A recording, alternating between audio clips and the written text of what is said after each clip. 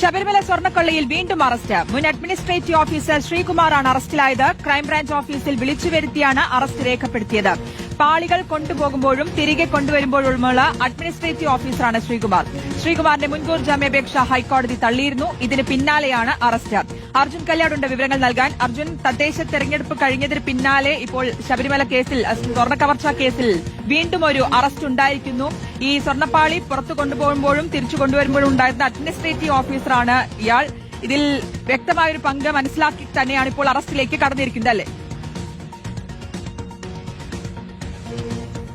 തീർച്ചയായിട്ടും ശ്രുതി, കൃത്യമായ രീതിയിലുള്ള തെളിവുകൾ ലഭിച്ചതിന്റെ അടിസ്ഥാനത്തിലാണ് ഇത്തരമൊരു അറസ്റ്റിലേക്ക് പ്രത്യേക അന്വേഷണ സംഘം കടന്നത് എന്നുള്ളതാണ് മനസ്സിലാക്കുന്നത്. SIT സംഘം ഒരു ഇടവേളയ്ക്ക് ശേഷമാണ് ഈ സ്വർണ്ണക്കൊള്ളയുമായി ബന്ധപ്പെട്ടുകൊണ്ടുള്ള കേസിൽ ഒരു അറസ്റ്റ് നടത്തുന്നത്. അത് ഈ പറയുന്ന ദേവസ്വത്തിന്റെ അഡ്മിനിസ്ട്രേറ്റീവ് ഓഫീസറായിരുന്ന ശ്രീകുമാറിനെയാണ് ഇപ്പോൾ അറസ്റ്റ് ചെയ്തിരിക്കുന്നത്.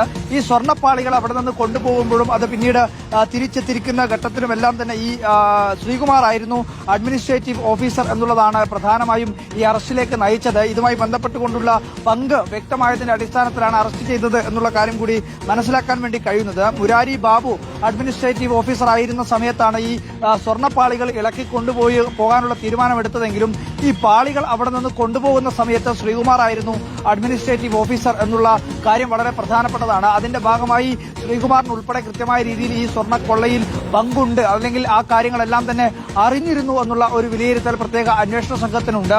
അതിന്റെ ഭാഗമായാണ് ഇപ്പോൾ ഇങ്ങനെ ഒരു അറസ്റ്റിലേക്ക് കടന്നിരിക്കുന്നത് എന്നുള്ളതാണ് മനസ്സിലാക്കാൻ വേണ്ടി കഴിയുന്നത്.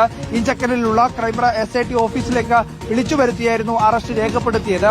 എന്തായാലും കഴിഞ്ഞ ഒരു നീണ്ട ഇടവേളയ്ക്ക് ശേഷം തെരഞ്ഞെടുപ്പിന്റെയൊക്കെ പശ്ചാത്തലത്തിൽ SIT പ്രത്യേക അന്വേഷണ സംഘം അറസ്റ്റ് ഒന്നും തന്നെ നടത്താതെ നിൽക്കുകയായിരുന്നു. അതിനുശേഷം ഇപ്പോൾ തെരഞ്ഞെടുപ്പ് കഴിഞ്ഞ പശ്ചാത്തലത്തിലാണ് ഇതുമായി ബന്ധപ്പെട്ടുകൊണ്ടുള്ള അറസ്റ്റിലേക്ക് കടക്കുന്നത്. ഏറ്റവും പ്രധാനമായി N വാസുവിനും അതുപോലെ തന്നെ A പത്മകുമാറിനും ശേഷം രാഷ്ട്രീയ ബന്ധമുള്ള ആരെയും ഈ കേസിന്റെ ഭാഗമായി ഇപ്പോൾ അറസ്റ്റ് രേഖപ്പെടുത്തിയിട്ടില്ല.